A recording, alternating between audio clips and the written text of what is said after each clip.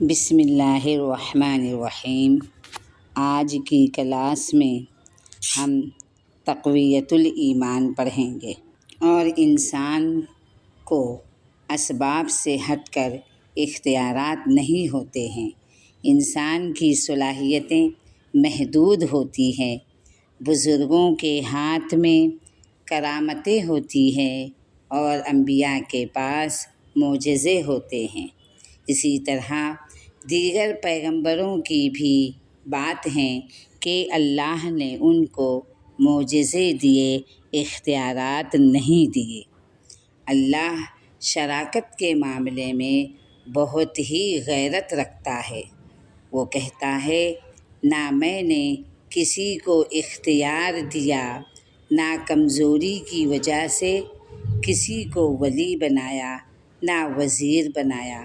اللہ تعالیٰ فرماتے ہیں، جب تم کسی کو خادم رکھتے ہو، وہ تمہاری اتنی خدمت کرتا ہے، لیکن تم اس کو اپنی پراپرٹی میں شریک نہیں کر سکتے، تو میں کیسے کر لوں گا؟ خدمت کرنے والے کا آپ سے کوئی جنسی رشتہ نہیں ہے، اس لیے آپ نے اس کو پراپرٹی سے بے دخل کر دیا۔ اللہ تعالیٰ فرماتے ہیں، سب میرے فقیر و محتاج ہیں، میں نے کسی کو بھی کوئی اختیار نہیں دیا ہے، سب اپنے پاس رکھا ہے۔ یہ ایک ایسا سنگین شرک ہے جو قبر کو آگ سے بھر دے گا اور آپ کی بخشش کی دعا کو حرام کر دے گا۔ والدین کی دعا اور اسی طرح اپنے چاہنے والوں کو اجازت نہیں ہوگی کہ وہ آپ کی بخشش کے لیے دعائیں کریں۔ اس بات کو اس مثال سے اچھی طرح سمجھ لیں کہ بارش اللہ برساتا ہے، لیکن برسانے کا کام فرشتوں سے لیتا ہے۔ تو اللہ کام کسی سے بھی لے سکتا ہے، فرشتوں سے، پیغمبروں سے اور اولیاء اللہ سے، مگر اختیار کسی کو نہیں دیتا۔ اور یہ اللہ کی قدرت کی دلیل ہے، جب کسی کے ہاتھ میں کوئی کام ہوتا ہے تو اس کی طرف نسبت کر دی جاتی ہے، اور یہ نسبت مجازی ہوتی ہے، حقیقی نہیں۔ اس بات کو اس طرح سمجھ لیں کہ اگر کسی کی حرکت کتے جیسی ہو تو تادیباً یہ کہہ دیا جاتا ہے یہ کتا ہے۔ اب یہ کہنے سے وہ کتا نہیں ہوا۔ مجاز کا ایک دوسرا طریقہ یہ بھی ہے کہ اگر کوئی آپس میں لڑ رہا ہو تو اس کو دیکھ کر کہنے والا کہے، ان دونوں کی محبتیں تو ختم ہی نہیں ہوتی، حالانکہ حقیقت میں نفرت سے لڑ رہے ہوتے ہیں، لیکن ان کی نفرتوں کو ختم کرنے کے لیے کہا جاتا ہے کہ ان کی محبتیں ختم نہیں ہوتی۔ اللہ تعالیٰ کا ارشاد ہے کہ حرام و حلال کرنے کا اختیار صرف اللہ ہی کو ہے۔ ایک مرتبہ نبی علیہ السلام نے اپنے اوپر شہد کو حرام کر دیا کہ میں اب شہد نہیں کھاؤں گا۔ فوراً اللہ تعالیٰ نے اپنا حکم صادر فرمایا کہ اللہ نے جس چیز کو حلال کر دیا اس کو اپنے اوپر حرام کیوں کر رہے ہو؟ یہ اختیار اللہ کے پاس ہے، اور نبی اللہ کے حکم سے ہی کسی چیز کو حلال یا حرام کہتے ہیں، اپنی مرضی سے نہیں۔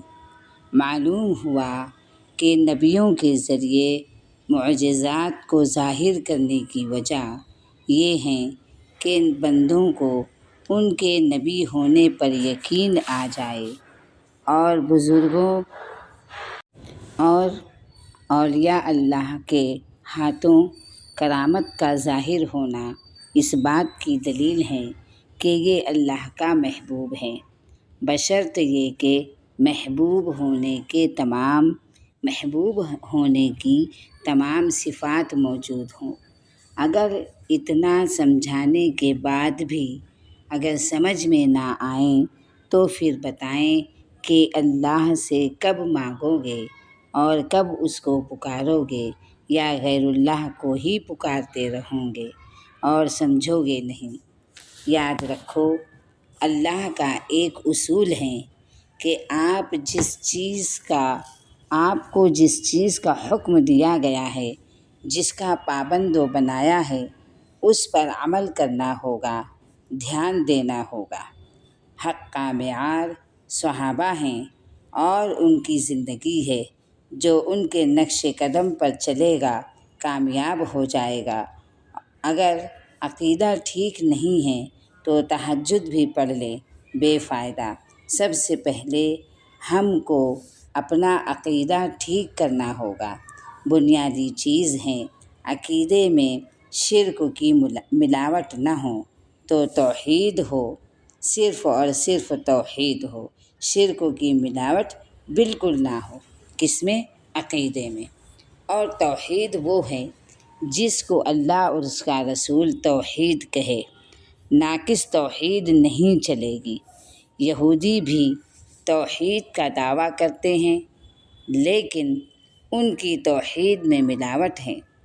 اگر اللہ کو اپنا رب مان لیا تو پھر اس کا مطلب یہ ہوا کہ اس جیسا کوئی نہیں، لیکن اگر آپ نے مخلوق کو اللہ سے میچ کر دیا تو آپ کو یہ کہنے کی ضرورت نہیں کہ میں اللہ کو مانتی ہوں۔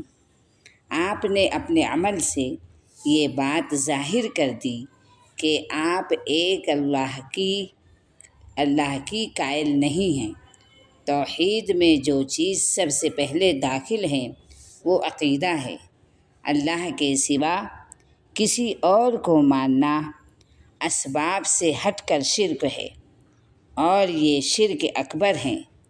اس سے بڑا کوئی شرک نہیں، اور یہی تو غلطی کی تھی مشرکین مکہ نے۔ ان کا کہنا تھا کہ اللہ ہماری حاجت روائی کرتا ہے۔ اصل و اختیار مگر ان بتوں کو بھی اختیار دے رکھا ہے۔ اصل و اختیار کا مالک تو اللہ ہی ہے۔ اصل و اختیارات تو اللہ ہی کے پاس ہیں۔ مشرکین کا یہ عقیدہ تھا، مشرکین مکہ کا یہ کہنا تھا، اور ان کا یہ عقیدہ تھا کہ ہماری حاجت روائی دراصل اللہ تعالیٰ ہی کرتے ہیں، اور اصلی اختیارات اللہ تعالیٰ ہی کو ہے، مگر ان بتوں کو بھی اختیار دے دیا ہے۔ یہ بت ہماری بگڑی بنائیں گے۔ اللہ کے حکم سے اللہ کو اس بات پر اعتراض نہیں، کیونکہ اللہ ہی نے ان کو اختیارات دے رکھے ہیں، اور اللہ کے حکم سے ہی یہ ہمارا کام بنا رہے ہیں، ہماری بگڑی بنا رہے ہیں، ہمارے اٹکے ہوئے کام بنا رہے ہیں، اور ہماری دشواریوں کو دور کر رہے ہیں۔ تو اللہ تعالیٰ کو اس بات پر کوئی اعتراض نہیں۔ یہ انہوں نے عقیدہ اور یہ نظریہ اپنی طرف سے مان لیا، سوچ لیا تھا۔ کس نے؟ مشرکین مکہ نے۔ ان بتوں کے سامنے کیوں جھک رہے ہو؟ اگر ان سے کہا جائے کہ جب تمہارا یہ عقیدہ ہے کہ اصلی حاجت روائی کرنے والی ذات صرف اللہ تعالیٰ کی ہے، تو پھر تم ان بتوں کے سامنے کیوں جھک رہے ہو؟ بلکہ اس بات پر اعتراض ہے اللہ تعالیٰ کو کہ اللہ کے سوا کسی اور کے سامنے کیوں جھک رہے ہو؟ ان بتوں کے سامنے کیوں جھک رہے ہو؟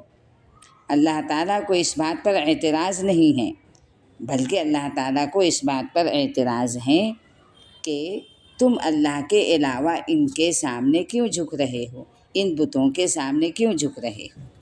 جب ان کا یہ کہنا ہے کہ اصلی حاجت روائی کرنے والی ذات اللہ کی ہے، تو پھر یہ ان بتوں کے سامنے جھکتے ہیں اور کہتے ہیں اگر ہم ان کی تعظیم نہیں کریں گے، ان کے سامنے نہیں جھکیں گے تو پھر ہمارا کام نہیں بنے گا۔ اللہ تعالیٰ کو اعتراض اس بات پر ہے کہ میرے علاوہ کسی اور کے سامنے کیوں جھک رہے ہو؟ جب آپ کا یہ عقیدہ اور یہ نظریہ ہے کہ ہم تمام حاجتوں کو پوری کرنے والا، بگڑی کو بنانے والا صرف اللہ تعالیٰ ہے، تو پھر آپ کو ضرورت نہیں ہے کسی اور کے سامنے جھکنے کی۔ اللہ کا یہ اعتراض ہے۔ پھر وہ کوئی بھی ہو، ایسا شخص اسلام سے خارج اور جنت اس پر حرام ہے۔ ایسا شخص جو اس طریقے کا نظریہ اور عقیدہ رکھے وہ اسلام سے خارج ہو جاتا ہے اور جنت اس پر حرام ہو جاتی ہے۔ ہمیں چاہیے کہ ہم اللہ سے ڈریں۔ پیر و مرشد کو دیکھو کہ وہ سنت کا پابند ہے بھی کہ نہیں، اس کا عقیدہ کیسا ہے۔ تو عقیدے کو اندھی آنکھوں سے نہ دیکھو، عقیدے میں کوئی کمپرمائز نہیں۔ جس پیر و مرشد کی ہم پیروی کر رہے ہیں، جن سے ہم اپنی حاجت روائی کا سوال کر رہے ہیں اور بگڑی بنانے کا کہہ رہے ہیں، تو پہلے ان کے عقیدے کو جانچ لے، پرکھ لے کہ ان کا عقیدہ صحیح ہے کہ نہیں ہے۔ اپنی آنکھوں کو بند کر کے ان پر یقین نہیں رکھنا ہے۔ عقیدے میں اللہ تعالیٰ کو بالکل اونچ نیچ پسند نہیں ہے۔ اچھی طرح سمجھ لیں، شرک یہ نہیں کہ آپ دو اللہ کے ماننے والے ہیں۔ ایسا شرک کائنات میں کبھی بھی نہیں ہوا۔ ہمیشہ ایک ہی اللہ کو مانا گیا ہے۔ اللہ تعالیٰ فرماتے ہیں کہ جب ان سے پوچھا جائے کہ کس نے آسمان اور زمین کو بنایا تو کہتے ہیں کہ اللہ نے بنایا۔ شرک یہ ہوا کہ اللہ نے سب کچھ بنایا، سارے اختیارات اللہ کے پاس ہیں، لیکن کچھ اختیار اس فلاں بت کے پاس بھی ہے۔ اب اگر اس کے مرنے کے بعد ہم اس کے آگے جھکیں گے تو اللہ کی عطا سے یہ بزرگ ہم کو جو مانگیں گے وہ دیں گے۔ یہی شرک محمد صلی اللہ علیہ وسلم کے ساتھ اور حضرت علی رضی اللہ تعالیٰ عنہ کے ساتھ آج کے دور میں ہو رہا ہے۔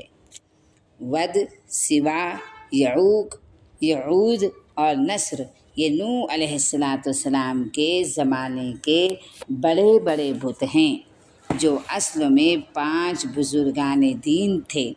جب یہ مر گئے تو لوگوں نے کہا یہ بڑے اللہ والے لوگ ہیں، ہم ان کے نام کی مورتی بنا کر ان سے دعا کریں گے تو اللہ ہمیں دے گا۔ بعض کہنے لگے، بعض کہتے ہیں مانگیں گے ان سے، دیں گے یہ مگر اللہ کی عطا سے۔ کتنے فرقے بن گئے؟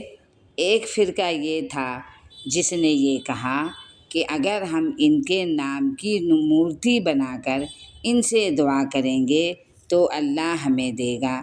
کچھ لوگوں نے کہا کہ مانگیں گے ان سے مگر دے گا اللہ تعالیٰ، مگر یہ اللہ کی عطا سے دیں گے، کیونکہ اللہ نے ان کو اختیارات دیے ہیں۔ یہ دونوں قسم شرک کی ہے، اور اس شرک کی نفی کے لیے قرآن نازل ہوا۔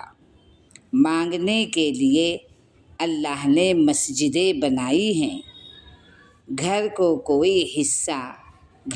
کوئی حصہ جہاں تنہائی ہو، مانگنے کی سہولت، اللہ سے بات کرنے کی سہولت مہیا ہو اور اللہ تعالیٰ سے مانگنے کی سہولت مہیا ہو، ایسی جگہ میں جا کر ہمیں صرف خشوع اور خضوع کے ساتھ، سچائی کے ساتھ، دل کی گہرائیوں کے ساتھ، دل اور دماغ کو حاضر رکھ کر صرف اللہ سے مانگنا ہے، اللہ سے سوال کرنا ہے۔ دینے والی ذات صرف اللہ کی ہے، مشکلات کو ٹالنے والی ذات اللہ کی ہے، مصیبتوں سے نکالنے والی ذات اللہ کی ہے، غموں سے دور کرنے والی ذات اللہ کی ہے، دکھ کو مٹانے والی ذات اللہ کی ہے، رزق دینے والی ذات اللہ کی ہے۔ سب کچھ دینے والی ذات جب اللہ کی ہے تو ہمیں صرف اللہ ہی سے مانگنا ہے۔ مزاروں پر ہرگز نہ جائیں اور اللہ کے سوا کسی اور سے ہرگز نہ مانگے۔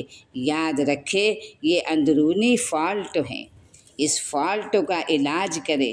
اللہ کے کلام کو سمجھیں اور اچھی طرح سمجھیں اور اللہ ہی کی عبادت کریں۔ نبی کریم صلی اللہ علیہ وسلم نے اپنے ایک عزیز صحابی حضرت زید رضی اللہ تعالیٰ عنہ کو یہ وصیت فرمائی تھی، بیٹا جب بھی سوال کرنا صرف اللہ ہی سے کرنا، اور جب بھی مدد مانگنا صرف اللہ ہی سے مانگنا۔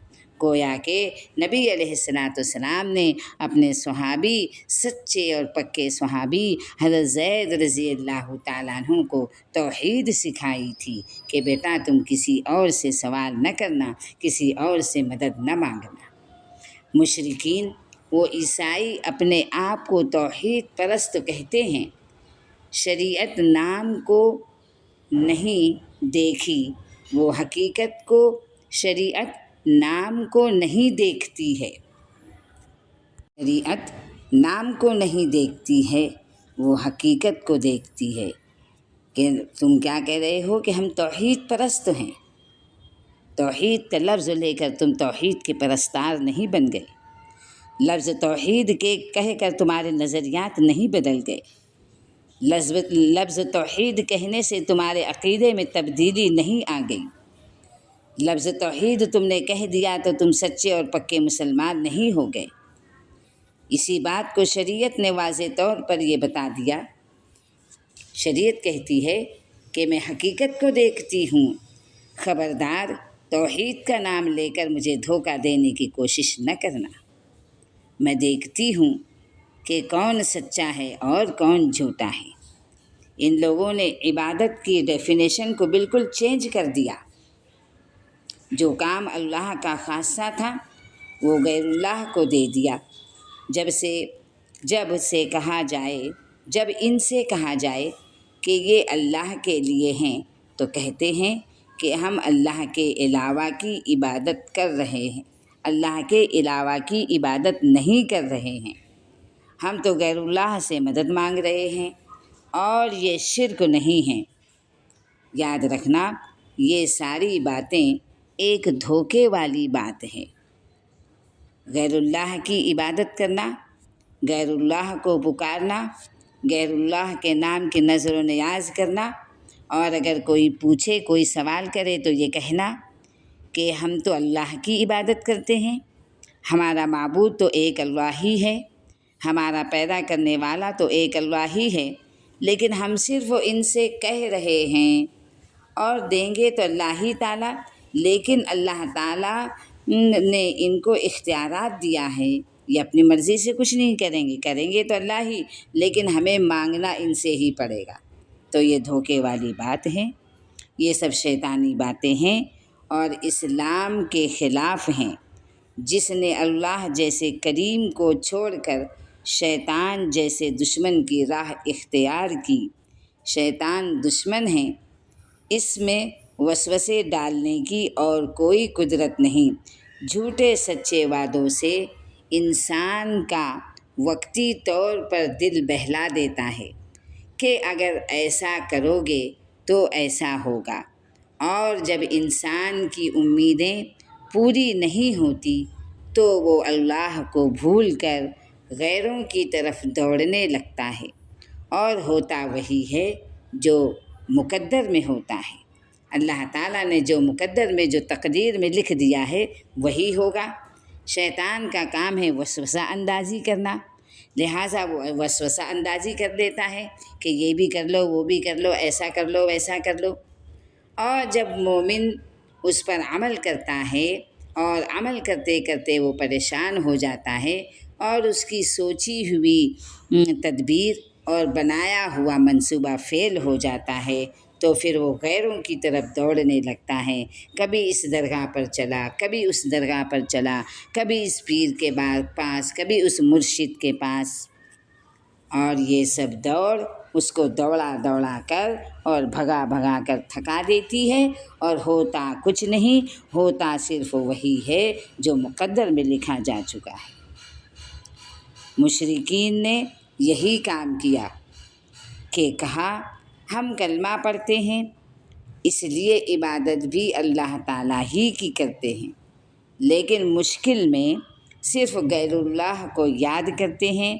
قرآن میں ارشاد ہیں، ہم نے کہا ہم تیری ہی عبادت کرتے ہیں۔ ہم پڑھتے ہیں نا سورہ فاتحہ، اس میں کہتے ہیں ایاک نعبد و ایاک نستعین، کہ اے اللہ ہم تیری ہی عبادت کرتے ہیں اور تجھ ہی سے مدد مانگتے ہیں۔ تو بندوں سے مدد طلب کرنے اور اللہ سے مدد مانگنے میں بہت بڑا فرق ہے۔ اللہ نے انسان کو اشرف المخلوقات بنایا، یعنی سب سے عزت والی مخلوق، اور عزت دے کر یہ بتایا کہ صرف میرے آگے جھکنا، کسی اور کے سامنے نہ جھکنا۔ اور اگر انسان کسی اور کے سامنے جھکتا ہے تو اس کے جھکنے کی دو قسمیں ہیں۔ ایک قسم تو ایسی ہے کہ وہ اسلام سے ہی خارج ہو جاتا ہے، اور دوسری قسم ایسی ہے کہ وہ اللہ کی نظروں سے گر جاتا ہے۔ ایک ذلت کی حالت اور عاجزی و انکساری کے ساتھ کسی کے سامنے جھک جائے، کسی کے سامنے جو عبادت میں شمار ہوتی ہے۔ ایسی عاجزی و انکساری کسی کے سامنے کرنا جو عبادت میں شمار ہوتی ہے۔ عبادت یعنی ایسا عقیدہ رکھنا کہ کسی سبب کے بغیر مدد کر سکتا ہے، نفع و نقصان پہنچا سکتا ہے۔ یہ نظریہ اور یہ جذبے، اس نظریے اور اس جذبے کے ساتھ کسی کی تعظیم کرنا عبادت ہے، اور یہ اللہ کے علاوہ کسی اور کے لیے جائز نہیں ہے۔ ساری دنیا سے مدد مانگے، ساری رسومات انجام دیتے رہیں، سارے خرافات کرتے رہیں اور کہیں کہ ہماری توحید پر تو آنچ بھی نہیں آتی، تو ایسا نہیں ہے۔ یہ کفر و شرک کی باتیں ہیں۔ جو شخص غیب کی باتیں بتانے کا دعوے دار ہے، اگر اس سے کسی نے جا کر کچھ پوچھ لیا تو اس کی 40 دن کی عبادت قبول نہیں ہوتی ہے، کیونکہ اس نے شرک کیا، اور شرک عبادت کے نور کو مٹا دیتا ہے۔ اس لیے ہمیں چاہیے کہ ہم اپنی عقل کا استعمال کریں، اپنی سمجھ بوجھ کا استعمال کریں۔ ہم خود اندازہ لگائیں کہ ہم جو کام کر رہے ہیں، ہم جس ڈگر پر چل رہے ہیں اور جس راستے کو ہم نے اختیار کیا ہوا ہے، کیا وہ راستہ سیدھے توحید کی جانب جاتا ہے؟ کیا اس راستے کا تعلق براہ راست تو صرف اللہ تبارک و تعالیٰ سے ہے؟ اگر دل کی گہرائیوں سے یہ آواز آئے کہ نہیں، ایسا کچھ نہیں ہے، ہم تو سیدھے راستے سے بھٹک گئے ہیں، صراط مستقیم سے ہم نیچے آ گئے ہیں، اور جس راستے کو ہم نے اختیار کیا ہوا ہے، یہ راستہ تو کہیں اور ہی لے جاتا ہے، جیسے ہی یہ خیال آئے ہم فوراً اس خیال پر عمل کریں اور ہم راہ راست پر آ جائیں اور وہی راستے پر چلے جس راستے کو نبی کریم صلی اللہ علیہ وسلم نے چلنے کے لیے کہا، جس کا نام ہے شریعت، جو ہے قرآن، جو کتاب اللہ ہے، اور اس سے بڑھ کر کوئی دلیل